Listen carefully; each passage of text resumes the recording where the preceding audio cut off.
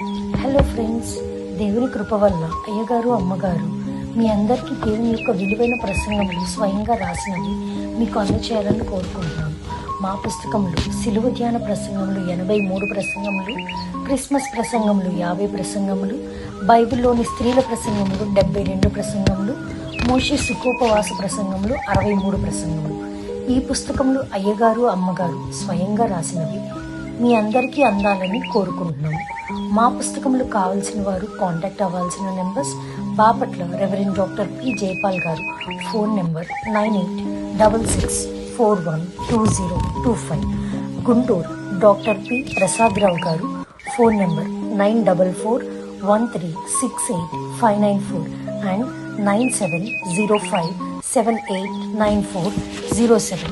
మా పుస్తకంలో మీరు తీసుకొని చదివి ఆదరణ పొంది దేవుని మహిమపరచాలని కోరుకుంటున్నాము. Don't forget to like the video. Thank you.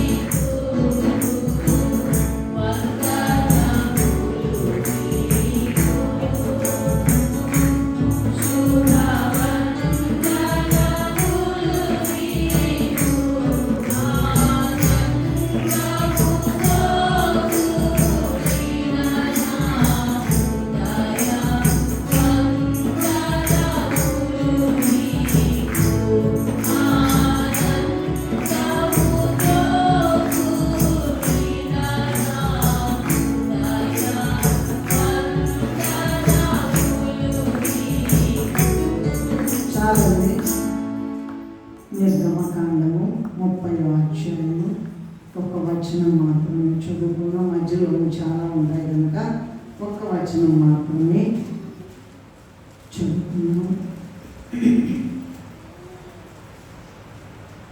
ఆ తైలముతో 30వ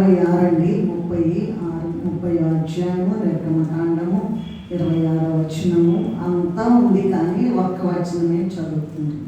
ఆ తైలముతో నీవు సాక్ష్యపు గుడారము, సాక్ష్యపు మందసము, బల్లను, దాని ఉపకరణములన్నిటినీ, దీపవృక్షమును, దాని ఉపకరణములను, ధూపవేదికను, దహన బలిపీఠమును, దాని ఉపకరణములన్నిటినీ, గంగాళమును, దాని పీఠను అభిషేకించి అవి అతి పరిశుద్ధమైనవిగా ఉండునట్లు వాటిని ప్రతిష్ఠించవలెను.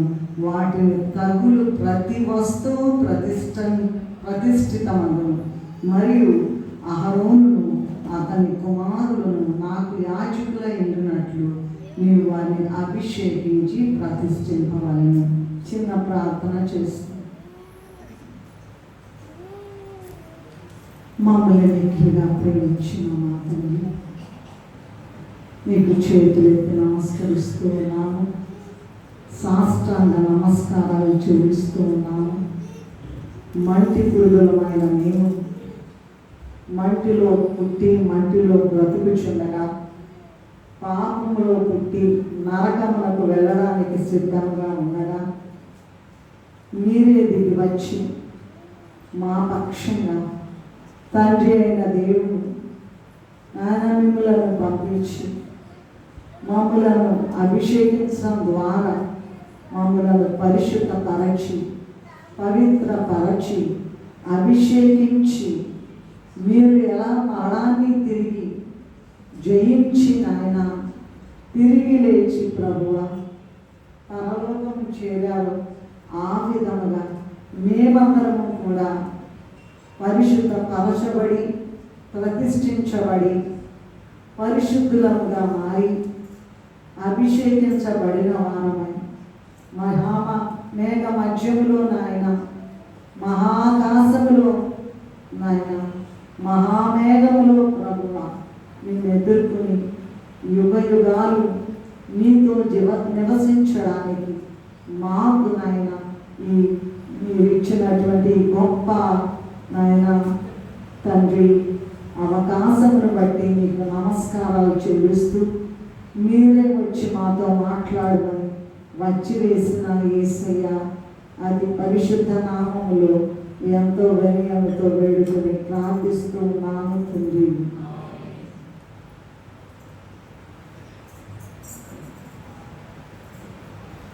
మోషే వేయించిన దూడ మునుకోలినది వేసెదవా.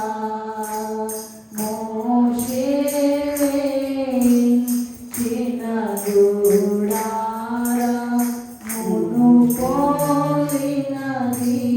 వేసెదవా.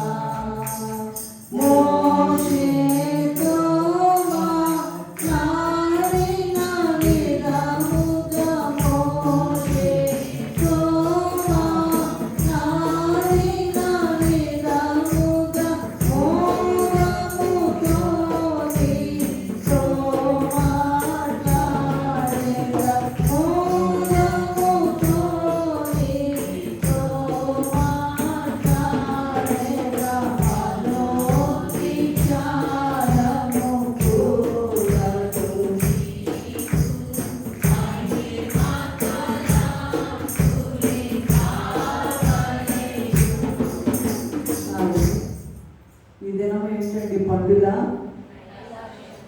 అంటే ఎంతమందికి తెలుసు? తైలాభిషేకం అంటే ఎంతమందికి దాని యొక్క ఆమూలాగ్రహం తెలుసో చేతులు ఎత్తండి కొంచెం. ఏంటి ఒక్కరు కూడా ఎత్తరా? తైలాభిషేకం అంటే తెలియదా? ఎన్నిసార్లు తైలాభిషేక పండుగ జరుపుకున్నాం, ఎన్నిసార్లు ప్రతిష్ఠించబడ్డాం, ఎన్నిసార్లు దేవుని పని కొరకు ఆహ్వానించబడ్డాం. ఇవన్నీ కూడా మీరు ఎందు నిమిత్తము చేతులు ఎత్తలేదో నాకు తెలియదు, కానీ మరొకసారి కన్నులు తెరిపించే విధముగా, కన్నులు తెరిపించబడే విధముగా తైలాభిషేకం పండుగ యొక్క ప్రాధాన్యతను ఈ దినము మనము ఆమూలాగ్రముగా ధ్యానము చేసుకుందాం. ఏదో విని వదిలేయటం కాదు, కానీ ధ్యానము చేసుకుందాం. తైలాభిషేకం అంటే తైలం అనేది అందరికీ తెలుసు, నూనె అని. ఇప్పుడు ఆయగారు ఎప్పటి నుంచో చెప్తున్నారు, తైలముతో అభిషేకిస్తాము రండి అని చెప్తున్నారు. 40 దినాలు ప్రారంభం నుండి ఎప్పుడో ఒకప్పుడు ఏదో ఒక రకంగా చెప్తూనే ఉన్నారు. ఓకే, అభిషేకము అంటే ఏంటి? అభిషేకం అనేటువంటి మాటకు బైబిల్ గ్రంథంలో ఒక గొప్ప ప్రత్యేకత ఉన్నది.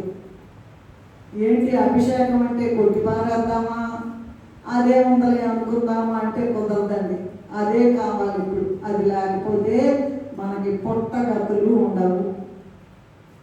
అయితే ఇక్కడ అభిషేకం అనేటువంటిది, ఈ గొప్ప ప్రత్యేకత కలిగినటువంటి అభిషేకం అంతా పరలోకములో దేవుని ఏర్పాటు లేకపోతే ఎవరికి కూడా ఈ అభిషేకం జరగదు.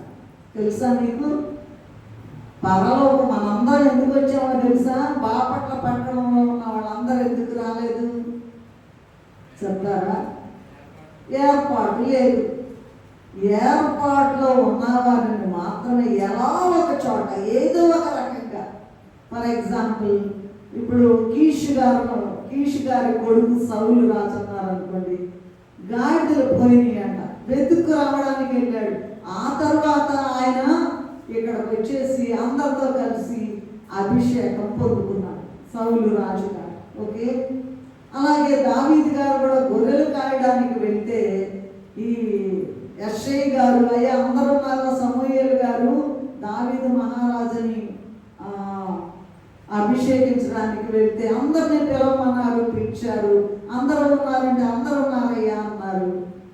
మరి దేవుడు చెప్పలేదన్న, ఏమని అభిషేకించయ్యా అని అందరూ వచ్చినప్పుడు దేవుడు చెప్పలేదన్న. అందుకని ఇంకెవరన్నా ఉన్నారు, నువ్వు ఒక్కడు ఉన్నాడయ్యా, అక్కడికి వెళ్ళాడు, గొర్రెలు కాయడానికి అతన్ని పిలిపించు, నేను కోరుకున్నవాడు అతడే అని చెప్పాను. ఓకే, సరే. ఇప్పుడు ఒక ప్రత్యేకత ఉన్నది అభిషేకం అనే మాటకని చెప్పుకున్నాం. పరలోకంలో దేవుని ఏర్పాటు లేకపోతే ఎవరికి అభిషేకం జరగదని చెప్పుకున్నాం. అంటే ఏంటంటే ఒక మాటలో చెప్పండి అంటే ఈ అభిషేకం అనేది దేవుని పరిచర్య కొరకు కొంతమంది వ్యక్తులను మాత్రమే ప్రత్యేకపరిచే కార్యక్రమం. ఏంటండి, అందరినీ కూడా ప్రతి వాళ్ళని తీసుకురండి అని అంటారు కదా, అట్లా కాదండి. క్రీమ్ ఆఫ్ ద చర్చ్ ఏమంటారండి? క్రీమ్ ఆఫ్ ద చర్చ్ అంటే చాలా ప్రత్యేకమైన వారిని, ఏర్పాట్లో ఉన్న వారిని, దేవుని ఏర్పాట్లో ఉన్న వారిని, దేవునికి ఇష్టంగా ఉన్నటువంటి లైన్లో ఉన్న వారిని మాత్రమే ఎలాగోలాగా కష్టపడి దూరం నుంచైనా తీసుకొచ్చి దేవుడు అభిషేకించుకుంటాడట. ఓకే, మరి అభిషేకములో దేవునికి ఇష్టమైన వ్యక్తులను అభిషేకించే లైన్లో లేదా వరుసలో నీవున్నావా? ఒక్కసారి ఆలోచించు. నేనున్నానా లేదా అనేటువంటి విషయము ఆలోచించాలి. ఇది చాలా తీవ్రమైనటువంటి లేదా గొప్ప ప్రాముఖ్యత కలిగినటువంటి ప్రశ్న. ఆన్సర్ కూడా అంత ప్రాముఖ్యంగానే రావాలి. సరే, ఇంకొకసారి మనం ఈ అభిషేకం అంటే అర్థం తెలుసుకుందామండి. ఇంగ్లీష్లో, తెలుగులో అభిషేకం అంటారు కదా. సరే, తైలంతో అభిషేకము, తైల ప్లస్ అభిషేకము, తైలాభిషేకం అన్నాం. అభిషేకము అంటే ఏంటంటే ఇంగ్లీష్లో ఆర్డినేషన్ అంటారు. ఏమంటారండి? ఆర్డినేషన్ అంటారు. ఆర్డినేషన్ అనేటువంటి ఇంగ్లీష్ మాటకి డిక్షనరీలో, చాలా డిక్షనరీలో చూస్తే రెండు మాటలు కనపడతాయి. ఒకటి ఏంటంటే శాంటిఫికేషన్ అంటే పరిశుద్ధ పరచుట లేదా పరిశుద్ధత. రెండవది ఏంటంటే చూచారండి, డెడికేషన్. డెడికేషన్ అంటే ప్రతిష్ఠించుట లేదా అది పరిశుద్ధత. నంబర్ 1 ఏంటండి? పరిశుద్ధత, శాంటిఫికేషన్. మనం మొత్తం నడినెత్తి నుంచి అరికాల వరకు మట్టే, దుమ్మే దుమ్మే, దుమ్ము దుమ్ము దుమ్ము ధూళి. ఎంతసేపు పోయినా, ఎన్ని రోజులు పోయినా, ఎన్ని సంవత్సరాలు గడిచినా మనలో ఉన్నది ఏంటండి? దుమ్మే. అందంగా ఉండొచ్చు, రంగుగా ఉండొచ్చు, బ్రహ్మాండమైన వస్త్రాలు ధరించవచ్చు, ఆభరణాలు ధరించవచ్చు. అది దేవుడు పై వేషము, నరుని వేషము, పై వేషము చూడడు. పరిశుద్ధత నీలో ఉన్నదా లేదా చూసుకోవాలి. కనుక మరి నంబర్ 1 పరిశుద్ధత. మొత్తంలో నడినెత్తి నుంచి అరికాల వరకు పరిశుద్ధత. అది ఎట్లాగండి? మనం రోజు 40 ధ్యానాలు ధ్యానం చేసుకున్నాం పరిశుద్ధత. ఇప్పుడు దాని గురించి నేను విస్తారంగా వివరించే సమయం నాకు లేదు. శాంక్టిఫికేషన్, శాంక్టిఫైడ్ అంటారు. రెండవది డెడికేషన్ అంటారు, ప్రతిష్ఠించుట అంటారు. ఈ ఐగుప్తు నుండి కానాను ప్రయాణంలో వెళ్ళే దారిలోనట మోషే గారట మందిరాన్ని కట్టారట. అందులో అన్నీ ఉన్నాయి. ఆవరణం ఉంది, పరిశుద్ధ స్థలం ఉన్నది, అతి పరిశుద్ధ స్థలం ఉంది, అన్నీ ఉన్నాయి, ఉపకరణాలు ఉన్నాయి. ఈ పరిశుద్ధ గ్రంథంలో రాయబడి అన్నీ ఉన్నాయి అన్నమాట. కనుక వాటన్నిటినీ కూడా, అంటే ఒక రకంగా చెప్పుకోవాలంటే మొబైల్ అంటే ఇప్పుడు మనకులాగా స్థిరంగా ఉండేది కాకుండా వాళ్ళ ప్రయాణంలో మందిరం వైపు చూచి వాళ్ళ ప్రయాణాన్ని కొనసాగి, వాళ్ళ కళ్ళన్నీ కూడా దేని మీద ఉండేయట చెప్పాలి? మందిరము వైపే ఉండేది. మందిరము లేస్తే వీళ్ళు కూడా లేచేవారు ప్రయాణం. మందిరము కొద్దిగా మేఘము ఆగితే వీళ్ళు కూడా ఆగేవాళ్ళు. సో అలాగూ ఈ ఐగుప్తు నుంచి బయలుదేరి కానాను వెళ్ళేటువంటి ప్రయాణంలో మోషే గారు మందిరాన్ని కట్టి దేవుని పరిచర్య కొరకు అందులోని ఉపకరణములను యాజకులను ప్రతిష్ఠించారు. అలాగే మనము కూడా ఆయన పని కొరకు ప్రతిష్ఠించబడాలి. ఈ వాక్యాన్ని ఇప్పుడు నేను అడిగాను కదా, చేతులు పెద్దగా ఎత్తలేదు. ఎంతమంది ఎన్నిసార్లు ఈ తైలాభిషేక వాక్యాన్ని విన్నారు, వివరణని విన్నారు, ఎన్నిసార్లు ప్రతిష్ఠించబడ్డారు, ఎన్నిసార్లు మందిరంలో పని చేయగలుగుతున్నారు? వీటన్నిటికీ కూడా జవాబులు కావాలి. దేవునికి జవాబు నేను కూడా మీకులాగే మట్టి పురుగును కానీ ప్రతిష్ఠించబడుట ఎన్నిసార్లు, ఎన్నోసార్లు వచ్చారు మరి వాళ్ళందరూ చేతులు చెప్పాలి. పరిశుద్ధత, అది పరిశుద్ధత, ప్రతిష్టత అని అంటారు. ఓకే, మరి ఈ విషయాన్ని ఆలోచించుదాం. తండ్రి అయిన దేవుడట, యేసయ్యనట మరి అభిషేకించి మానవుల యొక్క రక్షణ కొరకు ఈ భూలోకానికి పంపారట. ప్రభువు అభిషిక్తుడు కనుక మనం కూడా ఆయన వలసలోనికి వెళ్ళి తండ్రి అప్పగించిన పనిని ముగించి ప్రభు ఎలా పరలోకము చేరారో మనకు కూడా ఈ తైలాభిషేకం అనే సాధనము ద్వారా మనకు అప్పగించబడిన పనిని ముగించి మనము కూడా మేఘం ఎక్కాలి.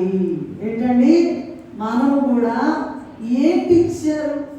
యేసు ప్రభు కట తండ్రి అప్పగించారట. ఏమండి, చాలాసార్లు చెప్పారు సమాప్తమైనది అని చెప్పారు. నువ్వు నాకు అప్పగించిన పనిని నేను ముగించేశానయ్యా అన్నారు. మరి నమ్మకంగా జరిగించారు. మనం ఏం చేస్తున్నాం?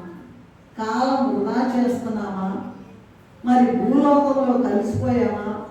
మట్టిలో ఉండి మట్టి అంతా తింటున్నామా? మట్టి అంటే మట్టి తింటాం కాదండి. ఇక్కడ భూలోకానికి సంబంధించిందంతా మట్టే, నశించిపోయేదే, మొత్తం కొట్టుకుపోయేదే. మనతో ఏది కూడా రాదు. మన క్రియలు మన వెంట వస్తాయి. ఏంటా క్రియలు? నీవు దేవుని కొరకు చేసే పని. నువ్వు కలెక్టర్ అవ్వచ్చు, ఒక మినిస్టర్ అవ్వచ్చు, ప్రధానమంత్రి అవ్వచ్చు, ఆ తాత అవ్వచ్చు, అవన్నీ లెక్కలేదు. దేవుని కొరకు నువ్వేం పని చేస్తావు? దేవుడు నీకేం అప్పచెప్పాడు? నీకు బడాయిగా మాట్లాడచ్చు. నేను ఫలానా అని ఇంట్రడ్యూస్ చేసుకుంటాను. నీవు ఫలానా అని దేవుడికి అక్కర్లా. నీకు పరిశుద్ధత ఉన్నదా లేదా? ఈ పరిశుద్ధత మనం మెయింటైన్ చేస్తే ఎన్నో రోగాలు పారిపోతాయంట. ఉండలేక, ఎక్కడ ఉండలేక?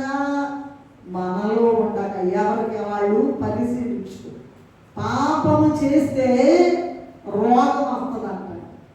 మనకు పరిశుద్ధత లేకపోవడం వల్ల రోగం రప్పించి చూస్తాడంట. నా వైపు తిరుగుతాడో లేదని చూస్తాడట దేవుడు. కనుక ప్రభువు తండ్రి చేత అభిషేకించబడి పరలోకం నుండి ఎలా పంపించారో అలాగే ఆ ప్రభు రక్షణ మహాసంకల్పాన్ని ముగించి ఎలాగ మరణాన్ని కూడా జయించి, శిలువ మరణాన్ని కూడా జయించి వెళ్ళిపోయారు. మనము పంపబడిన పనేంటో తండ్రి సన్నిధిలో కనుక్కోవాలండి. ఏం కనుక్కోవాలి? ఎవరిని అడగాలి? దేవుడితో కనబడి దేవుడు కనబడి మాట్లాడును, వాస్తవాన్ని చూచుండును. దేవుడు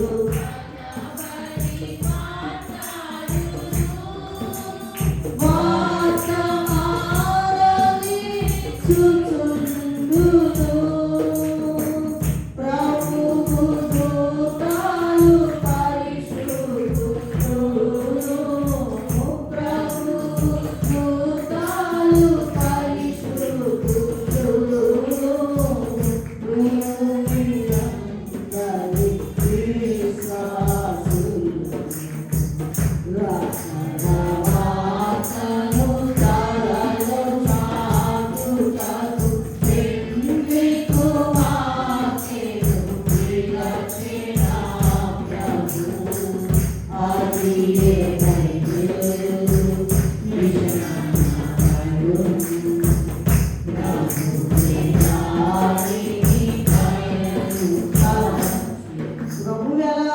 ప్రభువుకి అప్పగించబడినటువంటి పనిని, అయ్యా నువ్వు నాకు అప్పగించినంతా కూడా నేను సమస్తము ముగించి అయిపోయింది నాయన, అందుకే నా ఆత్మను నీ చేతికి సమాప్తమైంది. అలాగే మనము కూడా సమాప్తం చేసామా? అసలు మొదలు పెట్టామా? సగంలో ఉన్నామా? 10% చేసామా? 20 చేసామా? 100 చేరితేనే పెళ్లి కుమార్తె, లేకపోతే నువ్వు నేను అట్లాగండి అంత గొప్ప పొజిషన్ ముగించొచ్చానండి అంటే గెట్ అవుట్ అనబోతున్నాడు దేవుడు. మత్తయి సువార్త 25వ అధ్యాయంలో ఉంది, అక్రమము చేయవారారా అర్ధరాత్రి వేళ గొప్ప సందడాయేను, అదిగో పెట్టి కుమారుడు సిద్ధపడి ఉన్నవాడే వెళ్ళెదరుగా.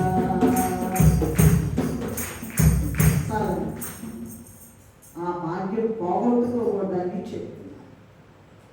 ఏమ్మా, నేను 1% చేశాను, 5% చేశాను, ఏదేదో చెత్త మాట్లాడుకుంటారు. కానీ దేవుని సన్నిధిలో మనం ఎందుకు పంపబడ్డామో మీకు తెలుసా అండి?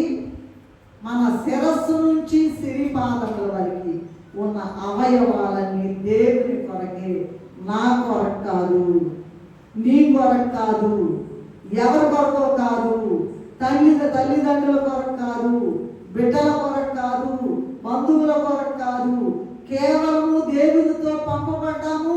దేవుని దగ్గరికి వెళ్ళి మీరు లెక్క ఒప్ప చెప్పవలసిన వారై ఉండగా అని ఉంటుంది.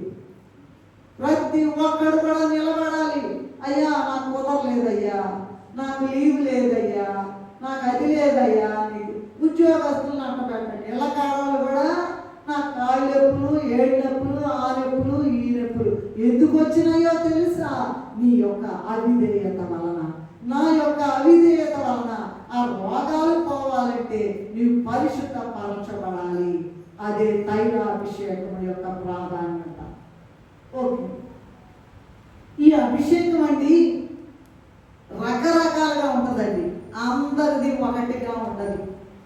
అన్యులైన వారిది ఒక రకంగా ఉంటుందట, దేవుని ప్రజలది ఒక రకంగా ఉంటుందట, యాజకులది వేరే ఒక రకంగా ఉంటుందట, ప్రవక్తలది ఒక రకంగా ఉంటుందట, రాజులది ఒక రకంగా ఉంటుందట. వీటన్నిటినీ మించిన అభిషేకం కంటే క్రీస్తు ప్రభు యొక్క అభిషేకము గొప్పది. ఆ ప్రభు అంట నిర్దోషంగా నిన్ను నన్ను కూడా నిష్కల్మషంగా ఏ వధువు సంఘము వరుని కొరకు ఎదురు చూచుచున్నాడు. ఏ పాపము లేదు, అబద్ధాలు లేవు, వ్యభిచారం లేదు, దొంగతనం లేదు. ఏమండి ఇంకా చెప్పండి, అసూయ లేదు, ద్వేషం లేదు, విమతములు లేదు, ఇంకా ఏమీ కూడా లేదు. ఈ చెప్పుకుండా పోతే నేను పక్కకి వెళ్తాను. పరిశుద్ధత, పరిశుద్ధత, పరిశుద్ధత. అలాగే రెండవది ఏంటండి? ప్రతిష్టత, ప్రతిష్ఠింపబడడం. అమ్మ ఒక మాట పాడతాను, నా గొంతు బాగలేదండి. అమ్మ నీకు గొప్ప మేలు చేసే సాక్ష్యం చెప్పావంటే నువ్వు చెబుదాం అనుకున్నా కానీ ఎట్లాగా జరిగిపోతుందంట. నీ యొక్క పోకడ వస్తే ఏం చేస్తావు? ఏమా, నీ యొక్క పోకడ వచ్చిందంటూ వెళ్ళేవాళ్ళని పోయేవాళ్ళని చూస్తానే ఉండాలా? చెప్పండి, రాకడా పోకడా? వచ్చాము. ఇదిగో మా యోగు గారు ఏమంటున్నారంటే, నేను రిఫరెన్స్ చెప్పను, నా తల్లి నన్ను కలిగిన దినము లేకపోవునుగాక అంటున్నాడు. ఎందుకు అంత శ్రమ ఆయనకి? అంత గొప్ప నీతిమంతుడైంది అంటున్నాడు. మనం ఎప్పుడన్నా ఆలోచించుకున్నామా? ఆ విషయం ఆలోచించామా? అబ్బో నేను ఇది పెద్ద డిగ్రీ, రైట్, అది తప్పు కాదు. దేవుడు ఇచ్చిన పనిని మనం చేసుకుంటున్నాం. అయితే నోహు గారు ఉన్నారు, అందరిలాగా ఆడపిల్లలు కూడా పెళ్లిళ్ళు చేశారు. ఏమండి, వాళ్ళు కూడా తింటూ త్రాగుతూ ఉన్నారు. అయితే అదిగో ఓడ కట్టమనగానే నీ ఒక్కడనే ఈ మొత్తం మీద ఒక్కడే నీతిమంతుడిగా నాకు కనపడ్డావు కనుక వెటు ఓడకట్టు. 120 సంవత్సరాలు నోరు నెప్పుకోవట్లేదేమో, విసుగు రాలేదేమో. రండి రండి రండి రండి రండి రండి రండి, కాలం సమీపం అయిపోయింది, టైం అయిపోయింది, రండి రండి రండి అని పిలుస్తూ ఉన్నా కూడా ఒక్కడు కూడా రాలేదు. 6-7 అధ్యాయులు 5 భూలోకం మొత్తం చెడిపోయి ఉండేను. ఏమైందంట? ఒక ప్రాకు పురుగుతో సహా 8 మంది తప్ప ఎవరు కూడా మిగిలి ఉండలేదు. ఆ నీళ్ళు అతనే బయలుదేరి మామగారు మీరు చెప్పారు కదంటే ఏమన్నాడు? నా చేతిలో తాళం వేసేసాడంట దేవుడు. ఇప్పుడు కూడా నీకు నాకు తాళం వేయబోతున్నాడు. కృపాకాలంలో ఉన్నాము. కృపా తెరువబడి ఉన్నది, కృపాద్వారము త్వరపడి రమ్మని పిలిచేను. కృపాద్వారం ఇంకా తెరువబడే ఉందట. రండి రండి రండి అంటున్నారు. మరి ఎంతమంది వస్తున్నారు ఆ లైన్లోకి? నోవహు గారి సమయంలో కాలంలో లాగా మునిగిపోవడానికి సిద్ధంగా ఉన్నారేమో. నేను కూడా లిస్టులో ఉన్నానేమోనని నాకు భయం వేస్తూ ఉంటుంది, వణికిపోతా ఉంటాను. అర్ధరాత్రి వేళ యేసయ్యా నరకానికి వెళ్లకుండా కాపాడయ్యా అని ఎప్పటికప్పుడు మరి ప్రార్థన చేసుకోవాలి. నన్ను నా వాక్యమును సభను మనన చేసిన నేను కొనిపోనా అన్నావు కదా ప్రభువా, నేను రావాలి అని మరి ఆ ప్రభు సన్నిధిలో అడిగినట్లయితే ప్రభు తప్పకుండా సహాయం చేస్తారు. కొన్ని 7 ముఖ్యమైన విషయాలు త్వరగా వెళ్ళిపోదాం, సమయము తక్కువగా ఉంది. అయ్యగారు మళ్ళీ అందరికీ తైలాభిషేకం చేయాలి కనుక. ఒకటి ఏంటంటే ఈ ప్రతిష్టాభిషేక తైలం సిద్ధపరచుకోవటం అండి. ఇప్పుడు అయ్యగారు కూడా ఒక 10 రోజుల నుంచి మంచి శుభ్రమైన తైలం కాకాన్ తోట నుండి తెప్పించి, మళ్ళీ ఇక్కడ అది కొంచెం బాగా తిక్కుగా ఉంటే సిలువ వేయడానికి కొంచెం కష్టం అవుతుందంట. మళ్ళీ శ్రేష్టమైన స్వచ్ఛమైన కొబ్బరి నూనె అది ఇది కలిపి తయారు చేసుకుంటారు. ఎన్నో బాటిల్స్ తెప్పించి తయారు చేసుకుంటారు. అలాగే చదువుతారా దయచేసి? నిర్గమకాండము మొట్టమొదటి మరి అభిషేక తైలం యొక్క సిద్ధపాటు 30వ అధ్యాయం. నిర్గమకాండము 22 నుంచి చదవండి దయచేసి, త్వరగా చదవాలి.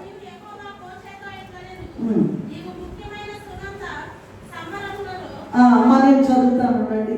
సుగంధ సంభారము, పరిశుద్ధ స్థల సంబంధమైన తులము చొప్పున అచ్చమైన గోపరసము 500 తులములు, సుగంధం గల లవంగి పట్ట 250 తులముల ఎత్తు నిమ్మగడ్డి నూనె, 250 తులముల ఎత్తు లవంగి పట్ట, 500 తులములు ఒలీవ నూనె సంభారము 3 పళ్ళు తీసుకుని వాటిని ప్రతిష్టాభిషేక తైలం అనగా సుగంధ ద్రవ్య మేళకుని పని అయిన పరిమళ సంభారముగా చేయవలెను.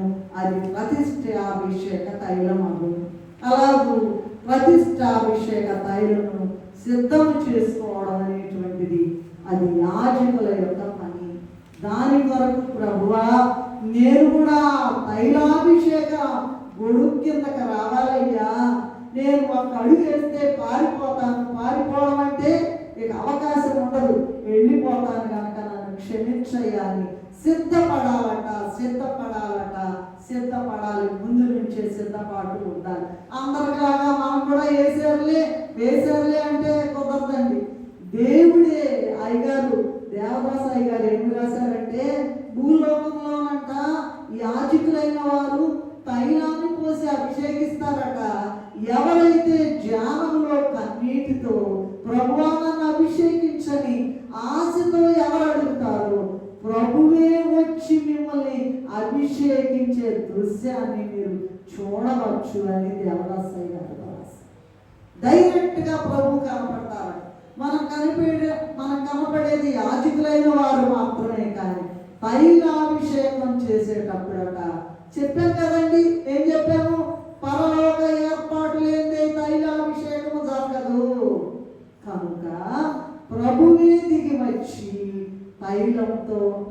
అభిషేకం చేసే దృశ్యాన్ని ఎవరైతే ధ్యానములో ఉండి ఆశతో కనిపెడతారో, కన్నీటితో ప్రభువా నువ్వే నాకు అభిషేకం చెయ్యయ్యా అంటే ప్రభువట చేస్తారట. ఓకే, అది సిద్ధపాటు విషయం నంబర్ 1. రెండవది చూసుకున్నట్లయితే మోషే మందిర ఉపకరణములన్నింటినీ కూడా యాజకులను కూడా అభిషేకించారట. అది చూడండి, నిర్గమకాండము 30వ అధ్యాయము 26 నుండి 29 వరకు చూసినట్లయితే, ఆ తైలముతో నీవు సాక్ష్యపు గుడారమును, సాక్ష్యపు మందసమును, బలను దాని ఉపకరణములన్నింటినీ, దీపవృక్షమును దాని ఉపకరణములను, ధూపవేదికను, దహన బలిపీఠమును దాని ఉపకరణములన్నిటి, గంగాళమును దాని పీటను అభిషేకించి అవి అతి పరిశుద్ధ మైనవిగా ఉండునట్లు వాటిని ప్రతిష్ఠింపవలను. వాటిని తగులు ప్రతి వస్తువు కూడా నిజంగా నువ్వు ప్రతిష్ఠింపబడితే, నీవు ప్రభువు చేత అభిషేకించబడితే, నువ్వు మాట్లాడే వాళ్ళకు కూడా తగులుద్దంటది. నువ్వు ఉంటేగా, అసలు ఆ స్థాయిలో రిసీవ్ చేసుకునే స్థాయిలో ఉంటేగా, నీ నోరు తెలిసి వాక్యం చెప్తేనేగా. చెప్పవు ఎన్ని సంవత్సరాలైనా అలాగే ఉండి మరి ఆ ఆదికాండం 5, 6, 7 అధ్యాయాల వరుసలోకి వెళ్ళిపోదామా? సత్య ఆ పరిస్థితిలోకి వెళ్ళిపోదామా? ఆలోచించండి. సరే, మరి అన్నీ చేయాలట. ఇప్పుడే గంగా పీట అవన్నీ కూడా వరుసగా చెప్పుకున్నాం. ఇది రెండోది. అలాగే ఇంకోటి కూడా ఒక మాట ఉందండి. నిర్గమకాండము 40వ అధ్యాయం 12 నుండి చూడండి. 40వ అధ్యాయం 12. ప్రత్యక్ష గుడారం యొక్క ద్వారం వద్దకు తోడుకొని వచ్చి వారిని నీళ్లతో స్నానము చేయించి, అహరోను నాకు యాజకుడగునట్లు అతనికి ప్రతిష్ఠిత వస్త్రములను ధరింపచేసి అతనికి అభిషేకం చేసి అతన్ని ప్రతిష్ఠింపవలెను. అలాగా అయిపోయిందమ్మా. మరియు నీవు అతని కుమారులను తోడుకొని వచ్చి ఆయన కుమారులను కూడా తోడుకొని వచ్చి వారికి చొక్కాయలను తొడిగించి, వారు నాకు యాజకుల పుట్టుకై నీవు వారి తండ్రికి అభిషేకము చేసి వారికి అభిషేకము చేయను. వారి అభిషేకము తరతరములకు వారికి నిత్యమైన యాజకత్వ సూచనగా ఉండునను. మోషే ఆ ప్రకారం చేశాను. యెహోవా అతనికి ఆజ్ఞాపించిన వాటన్నిటినీ చేశాను. అలాగనే చేశాను. మనకు బుద్ధి వచ్చే మాట ఈ మాట. ఏ మాట? మోషే గారికి దేవుడు ఏం చెప్పాడు? నీవు తైలం తయారు చేసుకో, వారికి అభిషేకం చెయ్యి. ఎవరెవరికి చేయమన్నారో అలా చేశాడు. మొత్తం A to Z. ఆయన ఇప్పుడే కదా మనం నోవహు గారి విషయంలో మొత్తం అలాగే చేశాను. నోవహు గారు అట్లు చేశాను అనుకుంటారు. మీరు చూడండి 5, 6, 7 వచనాలు ఆదికాండం తీసేసేయండి. ఇప్పుడు యెహోవా అతనికి ఆజ్ఞాపించిన వాటన్నిటిని చేశాను. అలాగనే చేశాను. అందరూ చేస్తున్నారండి. చెట్లు చప్పట్లు కొడతాయట, పక్షులు కిలగాలు చేస్తూ దేవుని స్తుతిస్తాయట, భూమి స్తుతిస్తుందట, సూర్యుడు స్తుతిస్తాడట, చంద్రుడు స్తుతిస్తాడట. మొత్తం సృష్టి అంతా సృష్టికర్త అయిన దేవునికి స్తుతి చెల్లిస్తుందంట. ఒక మానవుడే పనికి మాలినవాడు, శ్రేష్టమైన వాడిగా, శ్రేష్టమైన దానిగా 5వ అధ్యాయంలో ఉంటుంది. యెషయా గ్రంథంలో ఒక గొప్ప మరి శ్రేష్టమైన ద్రాక్ష వలివలే నాటాను. నువ్వెందుకు నాకు కారు ద్రాక్ష అయిపో?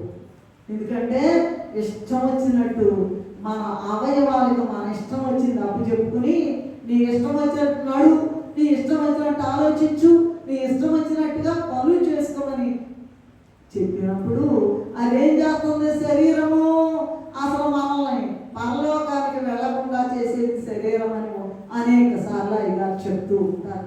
కనుక శరీరం ఈ లోకానికి సంబంధించింది. ఇది ఇక్కడ దిగుతా ఉంటది. నువ్వు వదిలించుకుని అవతలకి వెళ్ళాలి. యాత్రికుని ప్రయాణంలో చూచారు కదా, ఒకటి వదిలితే ఒకటి వదిలితే ఒకటి, ఒకటి వదిలితే ఒకటి పట్టుకుని పీకుతా ఉంటాయి. అయినా కూడా పట్టు వదలకుండా వెళ్ళిపోయాడు పరలోకానికి. నీవు మరి ఎక్కడే ఉండిపోతావో? వెళ్ళే వాళ్ళకి పప్పలంట, మిగిలిపోయిన వాళ్ళకి తిప్పలంట. లోకము పుట్టింది మొదలుకొని ఎప్పుడు కూడా జరిగినటువంటి రానటువంటి భయంకరమైన శ్రమలు రాబోతూ ఉన్నాయి. వాటికి సిద్ధమైతే మీరు ఈ తైలాభిషేకము కొరకు నేను కానీ మీరు కానీ తగమనే విషయాన్ని జ్ఞాపకం పెట్టుకోవాల్సి ఉంటుంది. కనుక మరి రెండవ మాట ఏమనుకున్నామండి? మోషే గారు మందిర ఉపకరణం లిస్ట్ అంతా చెప్పట్లేదు, సమయం మనం ఉపయోగపరచుకోవడానికి. మరి యాజకుల కుమారులను అందరినీ కూడా అభిషేకించారట. మొదటిదేమో తైలం సిద్ధం చేసుకున్నారు, రెండవదేమో అభిషేకించేశారు. మూడవది ఏంటంటే బైబిల్లో అనేక మంది అభిషేకం పొందిన వాళ్ళు ఉన్నారు. జస్ట్ ఉదాహరణ చెప్పి నేను ముందుకు వెళ్ళిపోతా. బైబిల్లో అభిషేకం పొందిన మనుష్యులంటే క్రీస్తు ప్రభు మొట్టమొదటి వరుసలో నిలబడ్డారని ఎబ్రీ పత్రిక 1వ అధ్యాయము 6 నుండి 9 వరకు చదివినట్లయితే,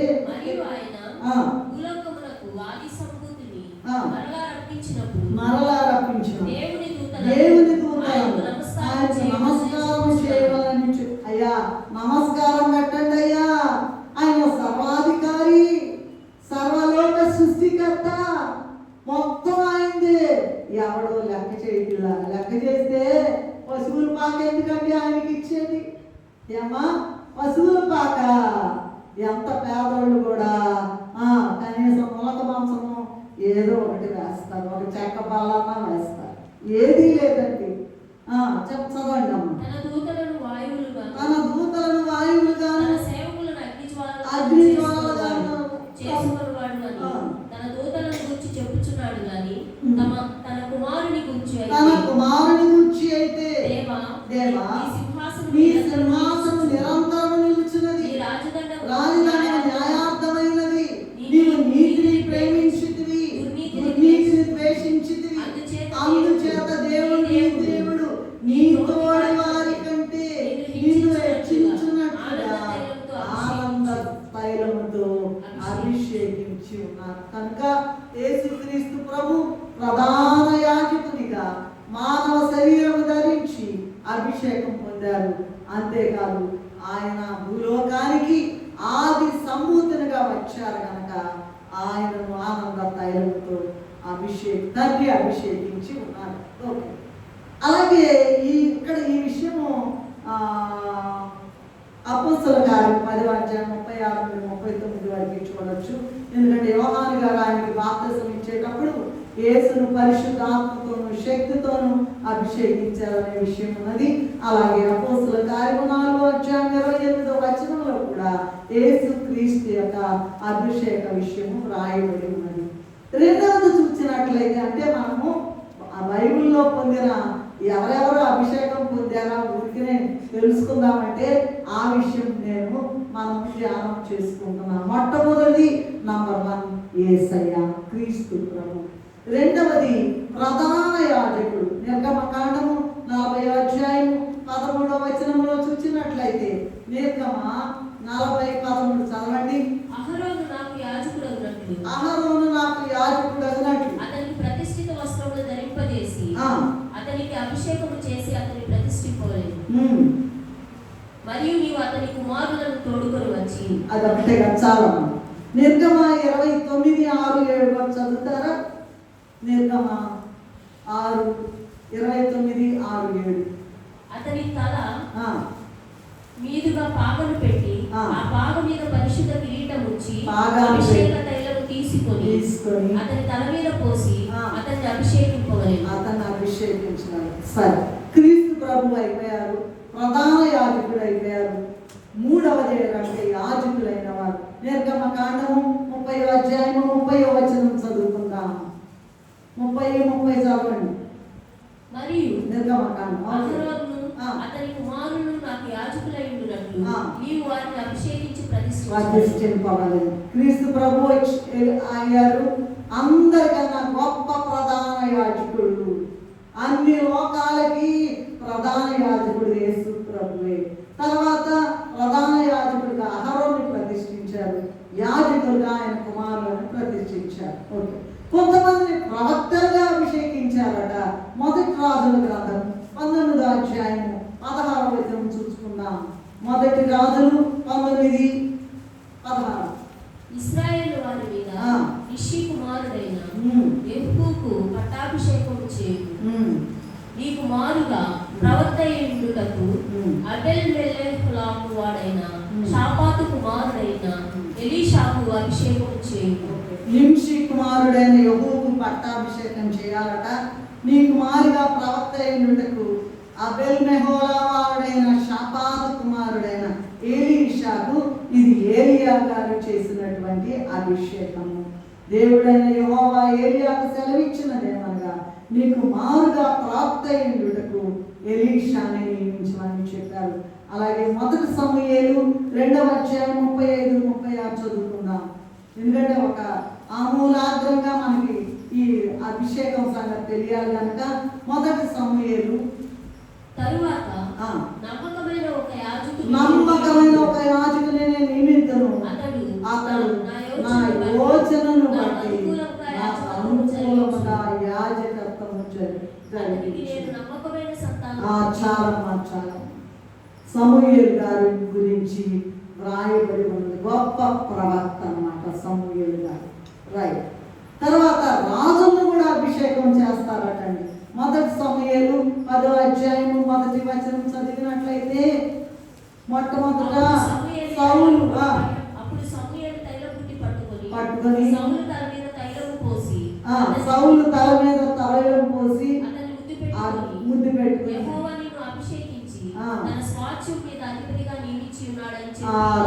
మొదటి సమూయేలు 10వ అధ్యాయం 1వ వచనంలో సౌలు రాజు గారు అభిషేకించబడినటువంటి విషయము సమూయేలు గారు అభిషేకించారు. ఆ విషయం రాయబడి ఉన్నది. అలాగే మొదటి సమూయేలులోనే 16వ అధ్యాయం 12-13 వచనాలు చూసినట్లయితే దావీదు గారు వచ్చారండి. అందరిని 7 కొడుకుల్ని తీసుకొచ్చారు. వీళ్ళు కాదు అన్నారు. ఎప్పుడైతే దావీదు గారు వచ్చారు, నేను కోరుకున్న వాడేతడే.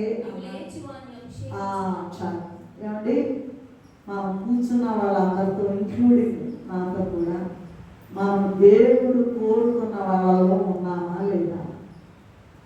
ఏమండి, బలా నమ్మకస్తులని పిలచి బహుమతులో సాగాగా బలా నమ్మకస్తులని పిలచి బహుమతులో సాగాగా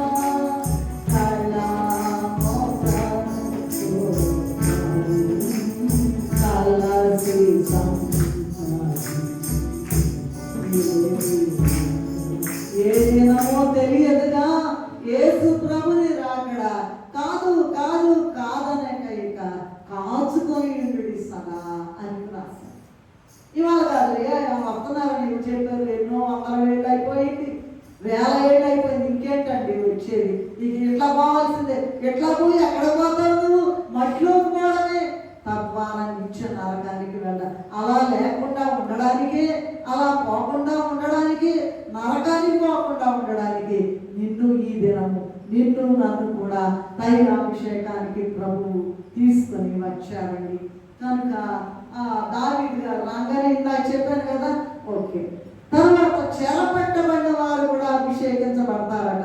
2వ దినవృత్తాంతములు 28వ అధ్యాయం 15వ వచనంలో చూసినట్లయితే వారి పేర్లు ఉదహరింపబడినట్లు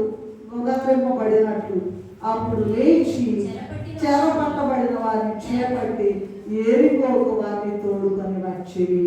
సో చెరలో ఉన్నటువంటి వాళ్ళని కూడా తీసుకొచ్చి వారికి అభిషేకం చేశారట. అలాగే సజీవులైన వారిని కూడా అభిషేకం చేశారండి. రూతు గ్రంథము మనకంతా తెలుసు. 3వ అధ్యాయం 3వ వచనంలో ఏముందంటే, ఇదిగో వాళ్ళ అత్తగారు చెప్పారు కదా,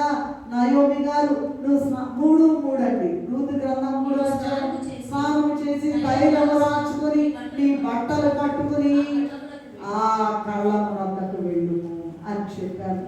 ఎస్తేరు గ్రంథంలో కూడా ఈ అభిషేకం గురించి 2వ అధ్యాయం 12వ వచనంలో ఏముందంటే 6 మాసములు గోపరస తైలముతోను 6 మాసములు వేరు సుగంధ ద్రవ్యముల గురించి అన్ని కూడా సంవత్సరం సిద్ధపడాలి. ఎక్కడికి వెళ్ళాలంటే అహశ్వరోషు రాజుగారి దగ్గరికి వెళ్ళాలి. మరి నువ్వు నేను అమ్మా ఎక్కడికి వెళ్ళాలి? ప్రభు దగ్గరికి వెళ్ళాలి.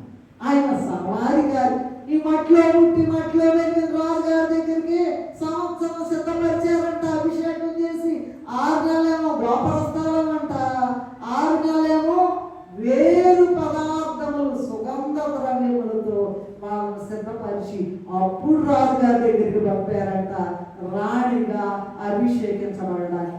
మరి నా సంగతి నీ సంగతి ఏంటి?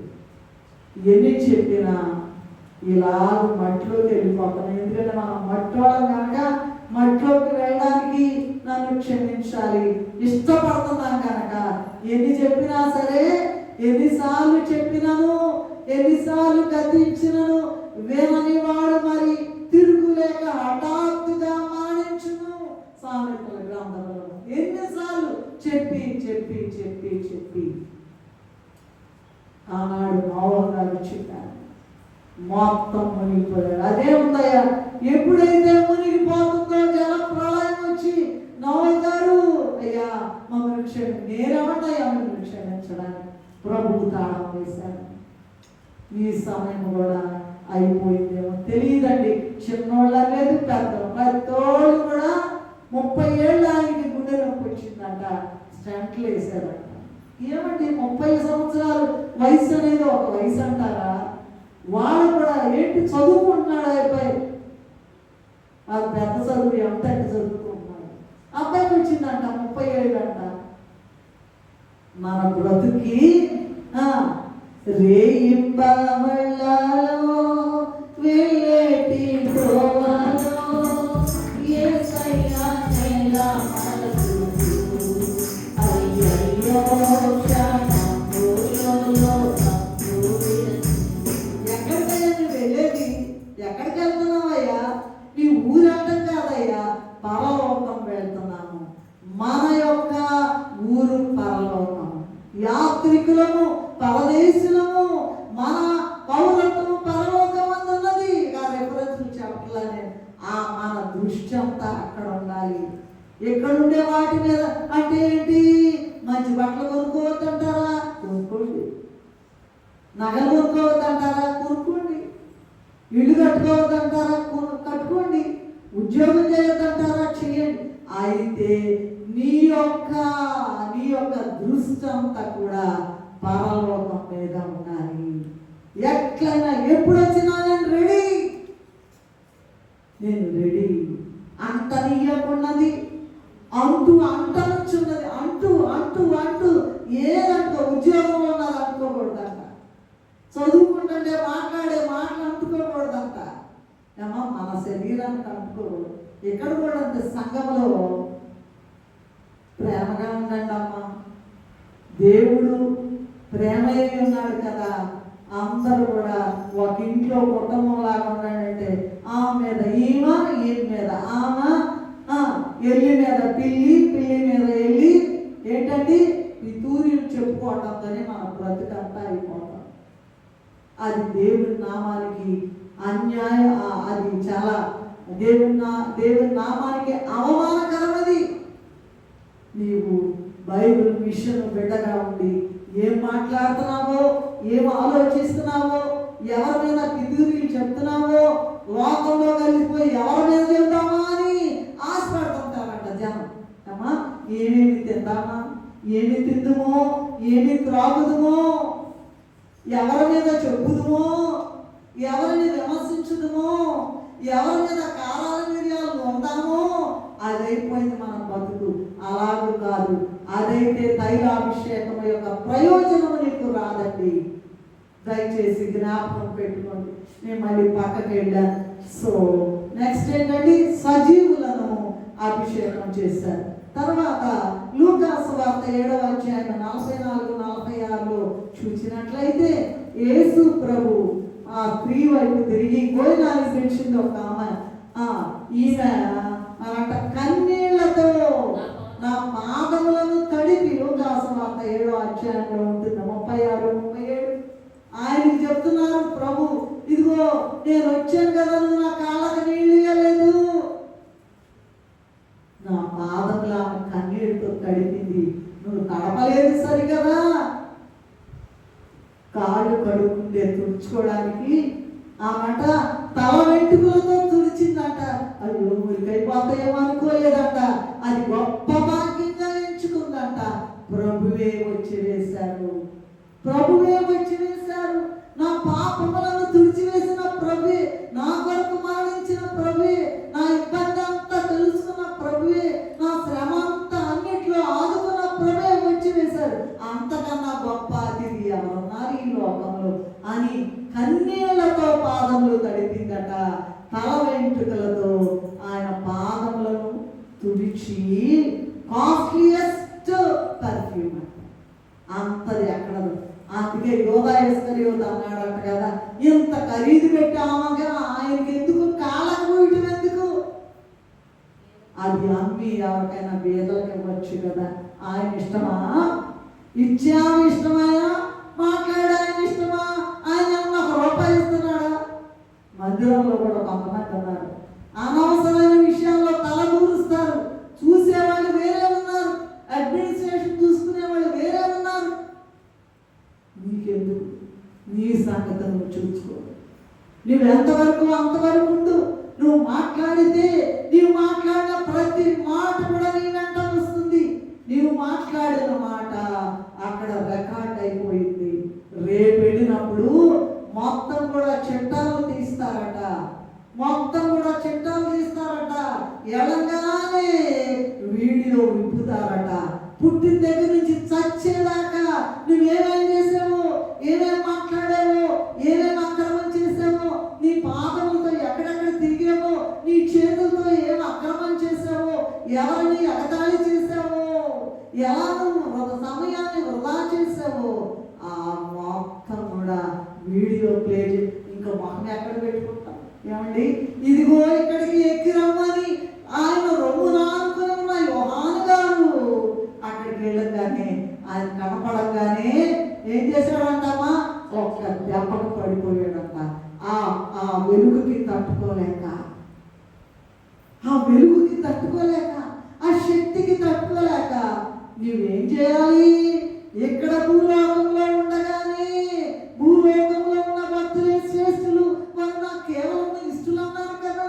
ఇక్కడ ఉండగానే ఆయన ముఖం చూడడానికి అలవాటు చేసుకోవాలి, ఆయన స్వరం వినడానికి అలవాటు చేసుకోవాలి, ఆయనతో సంభాషించుకోవడానికి అలవాటు చేసుకోవాలి, ఆయన రూపాన్ని అభిదిద్దుకోవడానికి నీవు ప్రయాసపడాలి తప్ప వాళ్ళ సంగతి వీళ్ళ సంగతి నీకెందుకు?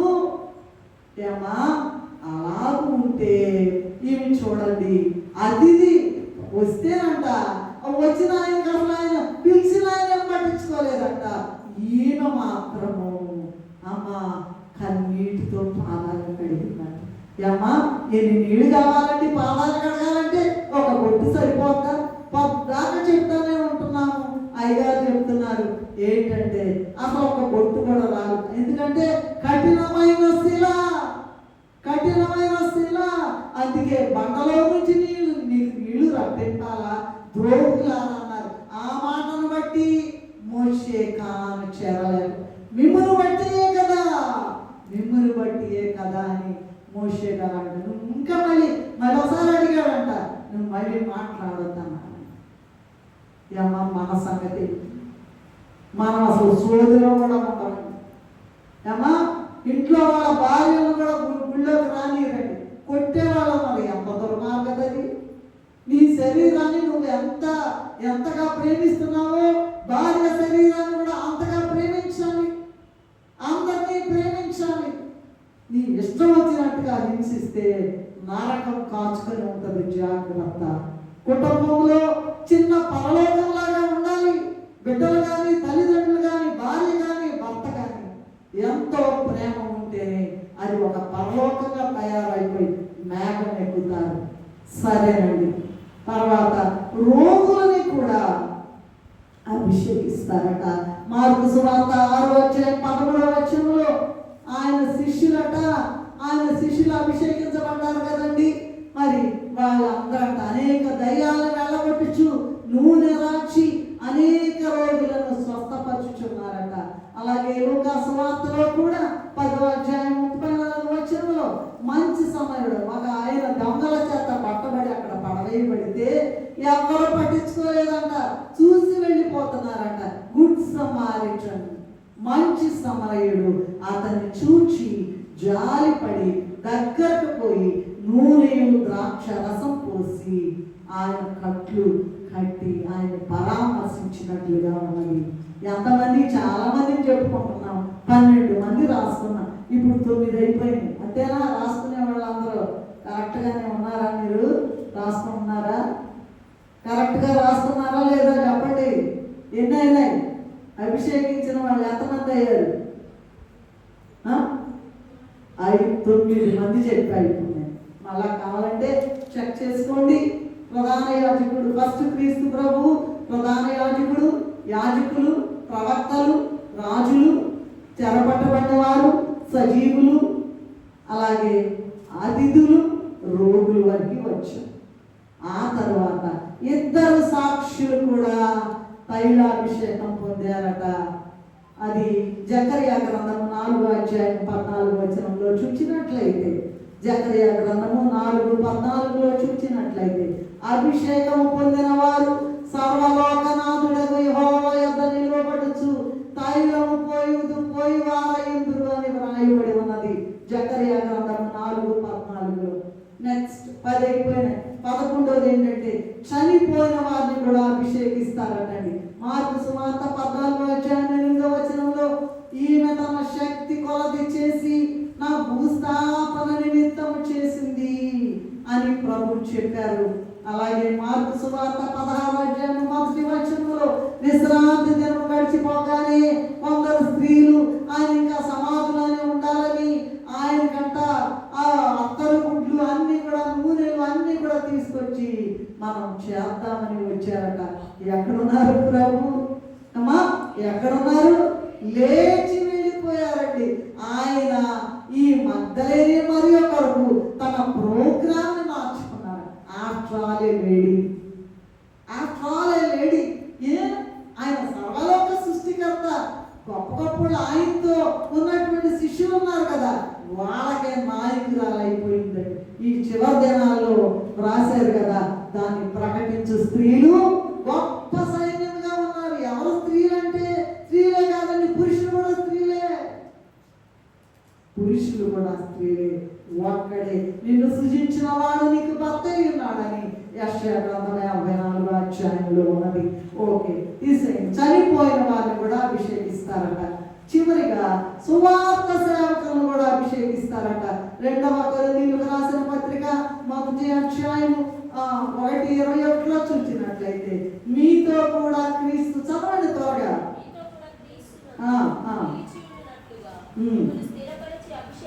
వాడు దేవుడే. రైట్. 1 యోహాను 2:27 కూడా, అయితే ఆయన వలన మీరు పొందిన అభిషేకం గురించి ఉన్నది. అది కూడా స్వార్థ సేవకులు. సో ఇప్పుడు ఎన్ని పాయింట్లు అయినాయి? నంబర్ 1 ఆ సిద్ధం చేసుకోవాలట. అలాగే మోషే గారు ఎవరిని అభిషేకించారో, అలాగే బైబిల్లో అభిషేకం పొందిన మనుషులను 12 మందిని నేర్చుకున్నాం. ఇప్పుడు 4వ పాయింట్లోకి వచ్చాను. అభిషేకం వలన ఏమండి? తైలాభిషేకం, వాళ్ళు ఏంటో మరి తక్కువయ్యారు నంబర్ నాకు తెలియదు కానీ, కిటకిటలాడిపోయేవాడు. నాకు తెలియదు, రీజన్ నాకు తెలియదు కానీ, అభిషేకం పొందితే మాకేంటంటే అక్కడ మాకు ప్రయోజనం చెప్పండి. ఏంటంట అభిషేకం పొందితే ప్రయోజనం? తీయండి. కీర్తనల గ్రంథము, దావీదు మహారాజు రాసిన కీర్తనల గ్రంథం 89:20 అందరు తీసుకోండి. అందరు తీయాల. మీ పుస్తకాల్లో ఉందో లేదో చూడండి. అమ్మా ఒక్క నిమిషం, అందరు తీస్తున్నారు, దయచేసి ఆగండి. దయచేసి 89:20 నుండి నేను చదువుతాను. 20 నుండి 29 వరకు ఉండటండి. 29 వరకు ఉన్నది. ఏంటి ఆ విషయము? ఏంటండి అభిషేకం పొందితే మాకేంటి లాభం? ఏంటి ఒకరా మాకు చెప్పండి. అని చూచినట్లయితే 20 నుండి 89 అధ్యాయం కీర్తన గ్రంథము 20 నుండి 20 నేను చదువుతాను. నా సేవకుడైన దావీదు నేను కనుగొని ఉన్నాను, నా పరిశుద్ధ స్థాయిలతో అతను అభిషేకించి ఉన్నాను. నా చెయ్యి చూడండి, వరుసగా నోట్ చేసుకోండి. నా చెయ్యి ఎడతెగగా అతనికి తోడైను. నీవు అభిషేకం పొందితే, అభిషేకించబడితే, మందిరంలో అభిషేకించబడితే దాని అంతస్తే వేరు. ఊరికినే వచ్చిపోయే వాళ్ళు కాదండి, అభిషేకించబడే వాళ్ళ యొక్క గొప్ప అంతస్తులోనికి నీవు రావాలంటే ఆ ప్రయోజనాలు ఏంటో తెలుసుకోవాలి. తర్వాత నా చెయ్యి ఎడతెగగా అతనికి తోడైండును, నా బాహుబలము అతని బలపరచును. ఏ శత్రువును అతని మీద జయమునొందడు, దోషకారులు అతన్ని బాధపరచరు. అతని ఎదుట నిలవకుండా అతని విరోధులను నేను పడగొట్టేదను, అతని మీద పగబట్టి వారిని మొత్తేదను. నా విశ్వాసేతు నా కృపయు అతనికి తోడైండును, నా నామమును బట్టి అతని కొమ్ము హెచ్చింపబడును. నేను సముద్రం మీద అతని చేతిని, నదుల మీద అతని కుడి చేతిని ఉంచెదను. నీవు నా తండ్రివి, నా దేవుడు, నా రక్షణ దుర్గమని అతడు నాకు మొరపెట్టును. కావున నేను అతని నా జ్యేష్ఠ కుమారునిగా చేయును, భూరాజులలో అత్యున్నతునిగా ఉంచెదను. నా కృప నిత్యం అతనికి తోడుగా ఉండజేసేదను. నా నిబంధన అతనితో స్థిరముగా ఉండును.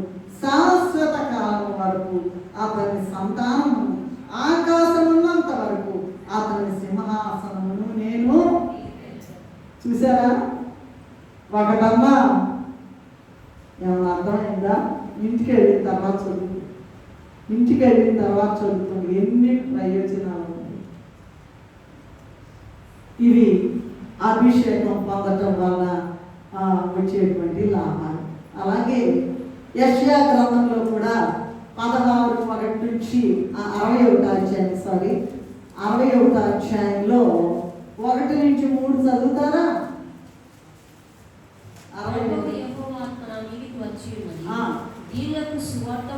దీనులకు సువార్తమానం ప్రకటించటకు యెహోవా నన్ను అభిషేకించెను.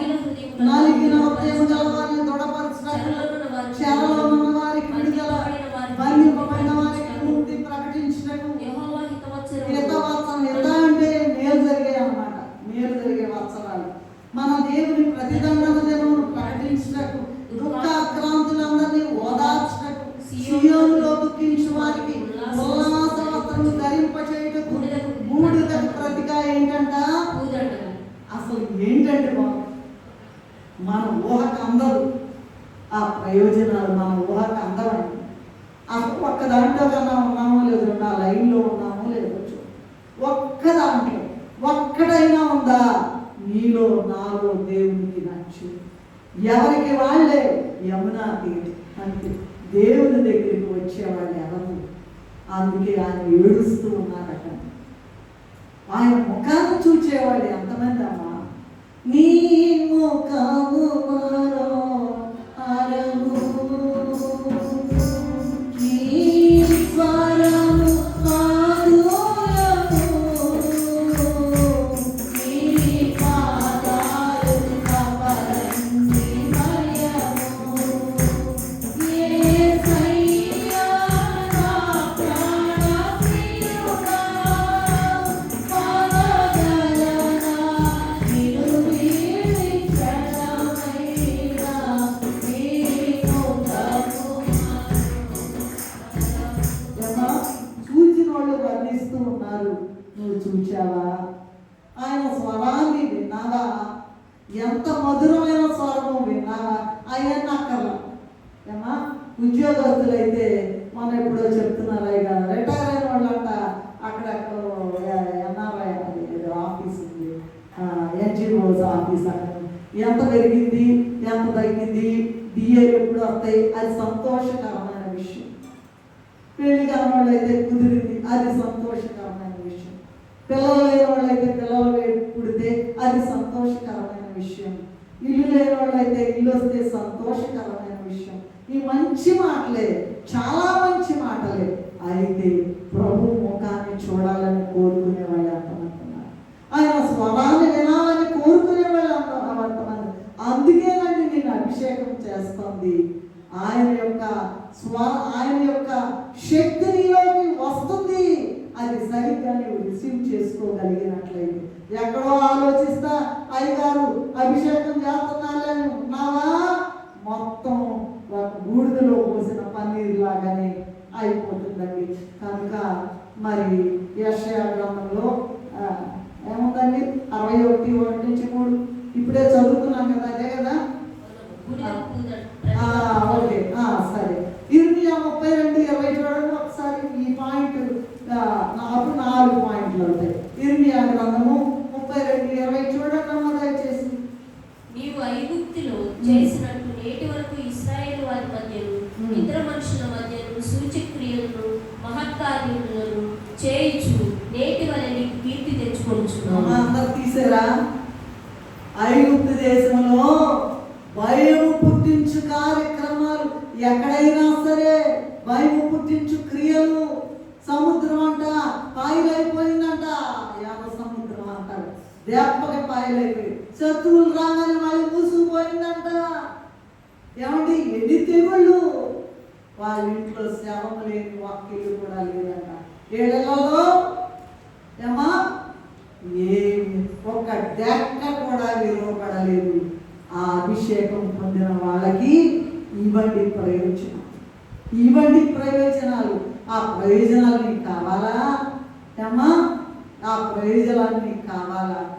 ఐగుప్తు దేశంలో మళ్ళీ చదవండి 32:32 దేశంలో చేసినట్లు నేటి వరకు ఇశ్రాయేలు వారి మధ్యను ఇతర మనుషుల మధ్యను సూచక క్రియలను చేయించు నేటి వలె. అయ్యా ఐగుప్తు దేశంలో అట్లా చేశాడు, ఇట్లా చేశాడు, మాంసం లేదంటే ఊరేళ్ళు వచ్చి వాళ్ళని అంట. ఏమా నీళ్లు లేవంటే అన్ని అసాధ్యమైనవి, అసాధ్యమైనవి. బండలో నుంచి నీళ్ళు ఎప్పుడన్నా వస్తాయమ్మా? చూచారా ఎక్కడన్నా? అంత బండలండి బాబు. వాళ్ళని మించిన బండలం మనమండి బాబు. వాళ్ళని మించిన బండలని మనం నవ్వుకుంటున్నారు కొంతమంది. మంచిదే, నవ్వుకోవడం మంచిదేనండి. ఆ బండలు కరగాలిగా ఏమా? బండలు కరగాలి, అప్పుడు కానీ పరలోక రాజ్యం వచ్చాము. బండలుగానే ఉంటే ఎక్కడే మిగిలిపోతాము.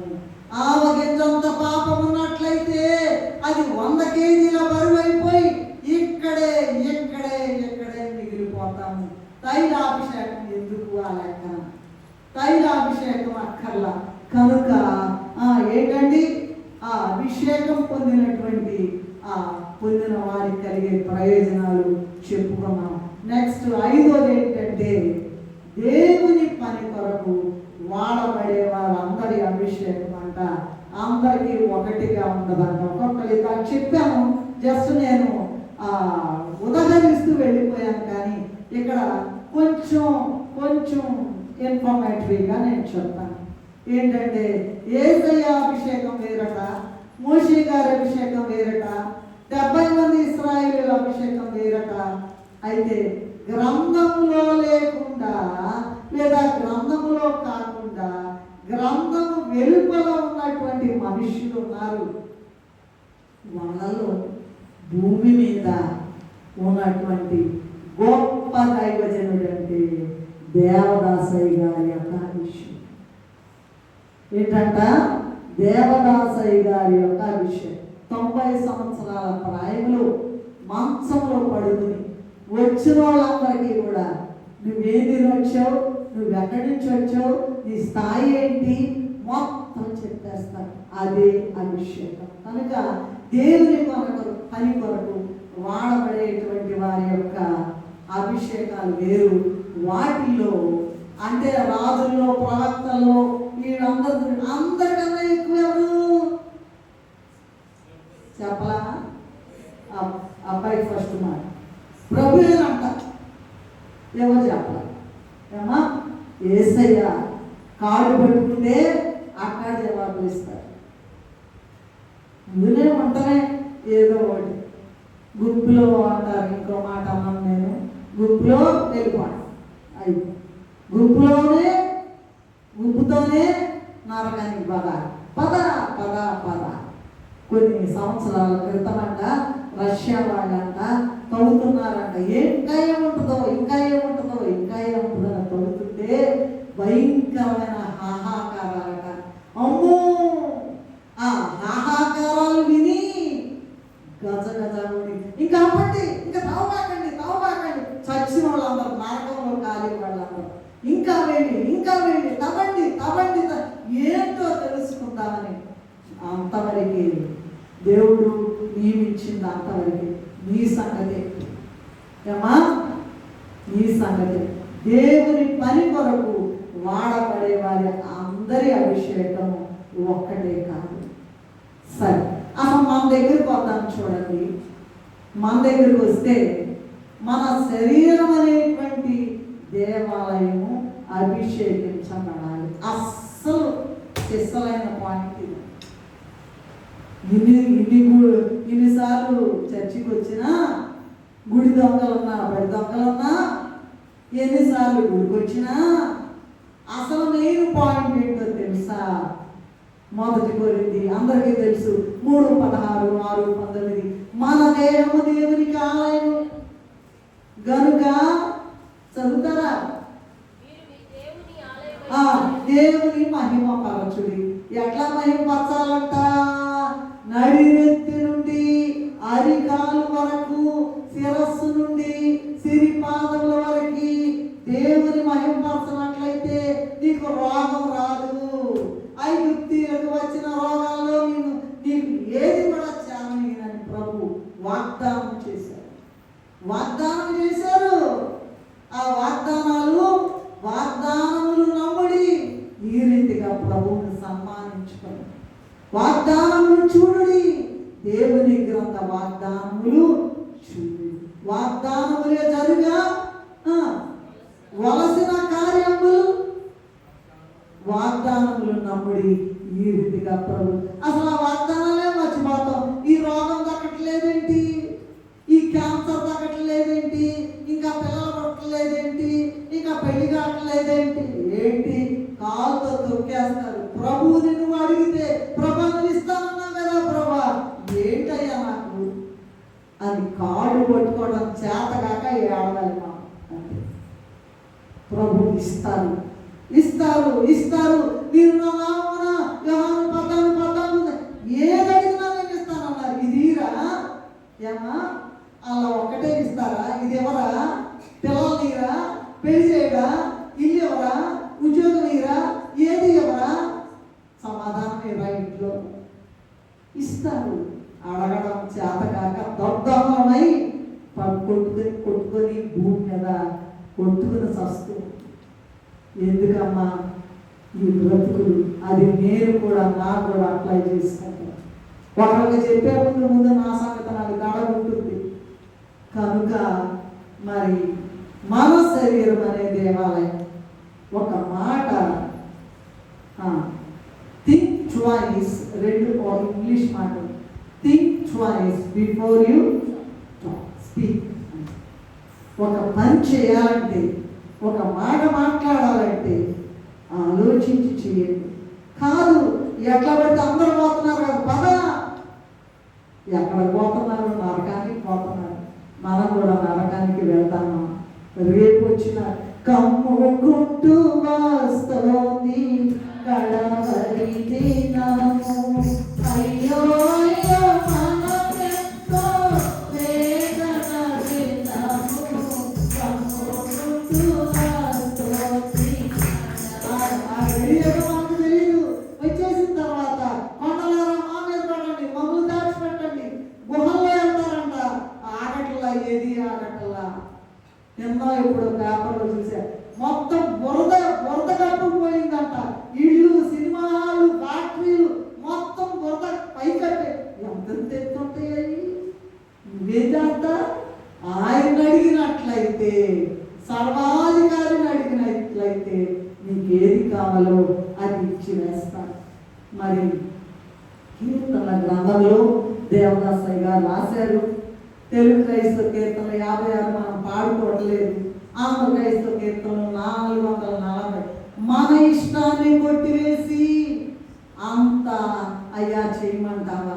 అది ఎంతకాలమైనా సరే, అది నెల అయినా సరే, సంవత్సరం అయినా సరే, చచ్చేదాకైనా సరే, నీకేదో మాకేదో ఆయన పాఠం నేర్పించాలి. అందుకే తొందరగా ఇవ్వరండి.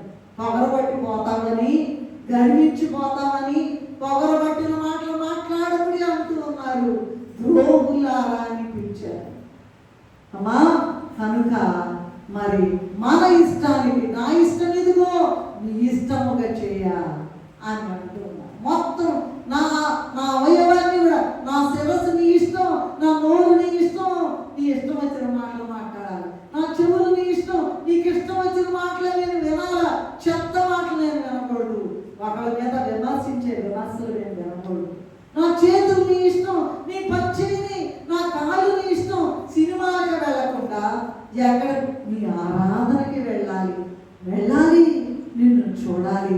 తన ఆలయంలో నా మొర వినెను, ఆదరేను ధరణి భయకంపముచ్చు. ఏంటంటే తన ఆలయంలోకి వస్తే సాతాను చెప్పిందంట, ఇంటి దగ్గర ఉండి ప్రార్థన చేసుకుంటే చాలదా, గుడికి ఎందుకు వెళ్ళాలంట అని తీగలు తీసుకుందంట సాతాను. దాన్ని కాళ్ళతో దొక్కి నోరు మొయ్యి అని చెప్పి పరుగులు ఎత్తుకుని ఆలయంలోకి వచ్చి పడాలంట. అవును దినము నా కడప ఎంత కాచుకొని ఉండువాడు ధన్యుడు. ఉండండి దేవాలయంలో. అదేంటి మా పని లేవా, మేము వండుకోవద్దా, మేము ఊడ్చుకోవద్దా, పాత్రలు తోముకోవద్దా, అన్నీ చేసుకోవద్దా, మా ఆయనకి అన్నం పెట్టద్దా, చేసుకో, ఏదైనా చేసుకో, కానీ సన్నిధి మాత్రం విడవద్దు. అన్ని దేవునికి అప్పచెప్పండి. దేవుని దగ్గర అడగండి, సన్నిధిలో ప్రశ్నలు అడగండి, కనిపెట్టు గంటలో ప్రశ్నలు అడగండి. లేదు నాకు సమయం లేదంటే ప్రార్థన చేసి మోకాళ్ళు దిగకుండా అయ్యా నాతో మాట్లాడు. కనిపెట్టు గంట అనేది ప్రత్యేకమైంది బైబిల్ విషయంలో, ఇంకెక్కడా కూడా లేదండి. ఇక నేను అటు వెళ్తే మళ్ళీ అటు మాట్లాడతానని సమయం అవుతుందని ముగిస్తున్నాను. ఒక్క మాట చెప్పి నేను ముగించేస్తాను. అదేం మాట అంటే దేవదాసయ్య గారి మాట. దేవదాసయ్య గారి మాట, అందరి అభిషేకం వేరే, దేవదాసయ్య గారి అభిషేకం వేరే అని ఇందాక ఒక మాట మెన్షన్ చేశారు.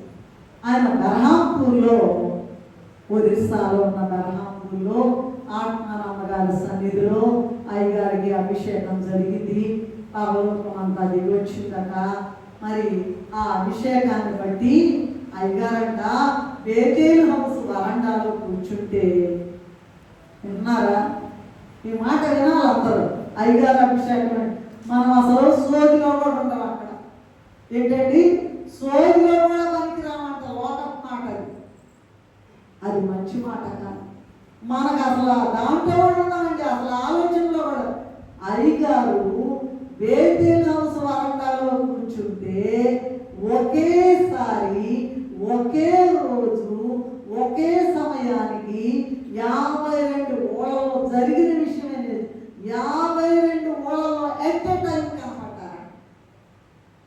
ఒకే రోజు 7 చర్చిల్లో మాట్లాడారట రాజమండ్రి. ఇవన్నిటికీ ప్రూఫ్స్ ఉన్నాయి. ఊరే చెప్పకూడదు, పరిశుద్ధ స్థలంలో నిలబడి చదివితేనే, అవన్నీ వంట పట్టించుకుంటేనే అమ్మో గుండె దడ పెట్టుకుంది, గుండె దడ పెట్టుకొస్తుంది. అసలు ఏంటి అయ్యగారి యొక్క ప్రయాణం, ఆయన యొక్క అభిషేకం.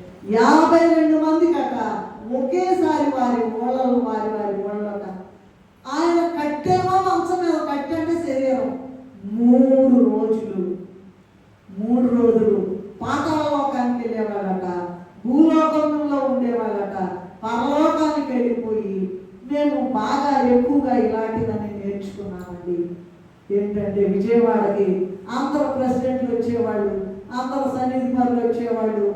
సో మాకు కొంచెం కొత్తగా వివాహం అయ్యి వెళ్ళాము. ఏంట అయ్యగారికి తెలుసు, నాకు తెలియదు. నేను బైబిల్ విషయం కాదు, కానీ నేర్చుకునే ట్రైనింగ్ ఇచ్చి ప్రభు మరి అనేక సార్లు మాట్లాడి పంపించారనుకోండి. సరే మాకు ట్రైనింగ్ ఇచ్చారు. ఒక్క క్షణంలో పాతాళలోకం వెళ్ళి, భూలోకం వెళ్ళి, పరలోకం వెళ్ళి ఆత్మ సంచార వరం తక్కువ వెళ్ళిపోవటం ఒక్క క్షణమే. అది మనకు ఊహ కూడా అందట్లా. ఇక నీకు 2 వీలర్ మీద వెళ్దామా, కారులో జెట్ విమానాలు కూడా పనికిరావు. ఒక్క క్షణంలో వెళ్ళిపోవడం. ఆత్మ సంచారం, ఆత్మ సంచారం. ఇవన్నీ కూడా ఎలా వస్తుందంటారు? అభిషేకం వలన. క్షణంలోనంట కునికిపాట్లాగా వచ్చి వెళ్ళిపోవడం జరుగుతుంది. అయితే అయ్యగారు ఎట్లా మాట్లాడారంటే, ఇది నేనేనయ్యా బాబు, నేనే ఇది ఎస్టాబ్లిష్ చేసినా, ఇది నా మిషన్ కాదు. ఏ మిషన్ అంట? పరలోక మిషన్.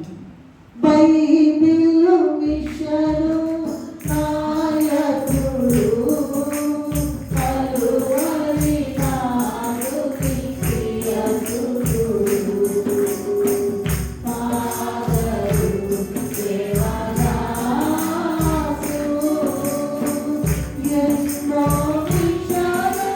మిషను ఉన్నది భూమిలో సన్నిధి నేర్చిన సన్నిధి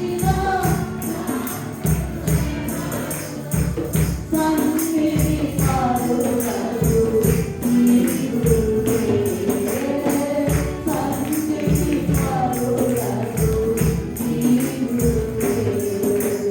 బైబిలు మిషను నాయకుడు కలువరి నాడు పాదరు దేవదాసు.